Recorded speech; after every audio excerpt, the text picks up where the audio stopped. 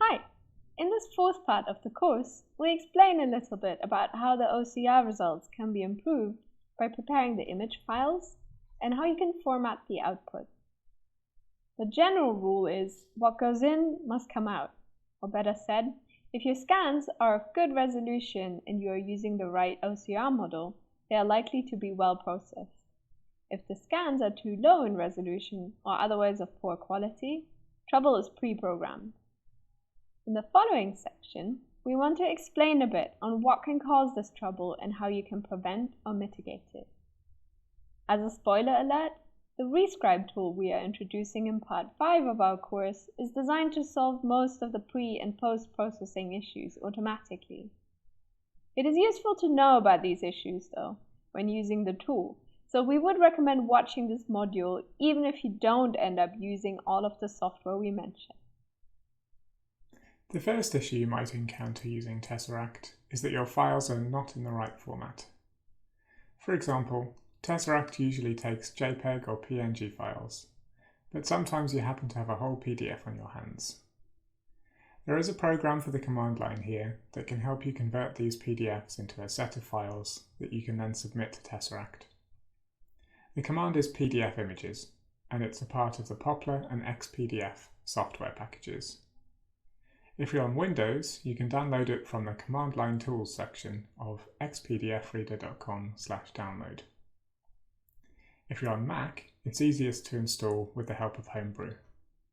We explained about Homebrew in part 2 of our course. Feel free to revisit if this does not sound familiar. In order to install Poppler with Homebrew, open your command line, type brew install Poppler, and hit enter. Once it's been installed, you should be able to run the command PDF images and see how it is used.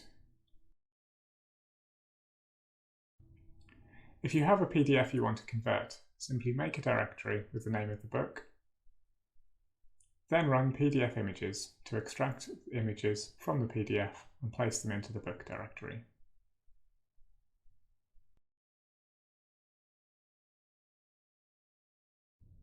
PDF images gives you a lot of options for the image format. If you want JPEGs, you can add -j to PDF images. So the command starts PDF images -j.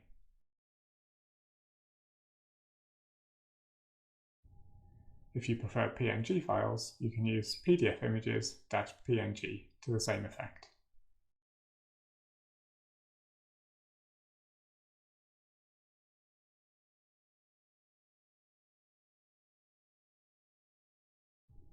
Apart from adjusting the file format, there are a number of things you can do with the images prior to the OCR process that can significantly improve your results. In order to understand how, it helps to understand the process going on in Tesseract internally when you run the command. Prior to the OCR process, Tesseract, like most other OCR programs, usually binarizes images. Binarization is the process of turning a color or grayscale image into black and white. Once it has been binarized, the image can be OCR'd. This binarization, as it's called, seems like a pretty straightforward process. And indeed it is when the letters are clear and the page background is clean. However, when this isn't the case and the scan is chunky or the page dirty, stained or uneven, it actually isn't so straightforward. We'll show this with an example. As said above, binarization is the process that converts each pixel on a page into either white or black. Whether a pixel of a particular shade of gray or brown is converted to black or white depends on the binarization threshold, which can be set to the more or less aggressive. If the threshold is very low, lighter pixels are converted to black. This works well when the writing is very faint or written in ink that isn't very dark, because it keeps the letters intact. But it can backfire when there is a lot of discoloration on the page and the whole thing gets prohibitively smudgy. Conversely, when the threshold is too high, it can accidentally remove content or break letters. This can be an issue, particularly with cursive writing. As mentioned, Tesseract usually does the binarization itself, and there's not a whole lot of scope for tampering with it. If the result turns out horribly, however, binarization may well be to blame, so it can be worth binarizing the page before processing it with Tesseract. A good program for this purpose is the open source Scantailor.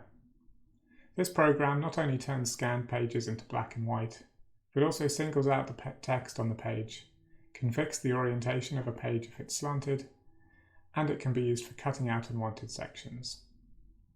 For once, Scantailor actually has a graphical user interface. This means you don't have to run it from the command line. All information on how to download and use it can be found on its website at scantailor.com. Scantailor is also useful for helping with another thing that Tesseract is not always very good at: analysing the layout of a page, recognising items that are not characters. Big illuminated capitals, for example, are rarely identified as letters, only sometimes as images, and quite often they end up being transcribed as some letter jumble. If that poses a problem for you, one solution is to manually cut these illuminations or other decorations out with Scantailor. Moreover, Tesseract is not very good at differentiating marginalia, even if they are correctly recognised as letters and fairly well transcribed. Sometimes the marginalia are transcribed line by line, running along with the main text, rather than as a little text block of its own. This obviously can mess up the text flow. If that's an issue, it's easiest just to get rid of marginalia from the image before running the OCR. These problems can be fixed with Scantailor. It will require some manual labour, but if you're willing to do the work, it can significantly improve your results. There are certainly other programs around that allow you to binarize a page, remove smudges, or work on the rotation, but Scantailor is designed specifically for these kinds of jobs, and works pretty well. Tesseract's output is usually a set of text files, or the HOCR files that we introduced in the last lesson. To recap, the HOCR file format is basically an extension of HTML, which includes not only the OCR transcription, but also the coordinates of each word and paragraph, as also additional information like the so-called confidence with which Tesseract has recognized the letters and words. Because of this, HOCR can be very useful for further processing. For example, they are ideal for making searchable PDFs from, because they include the word coordinates. Other than the HOCRs, you still have the text files, one for each page.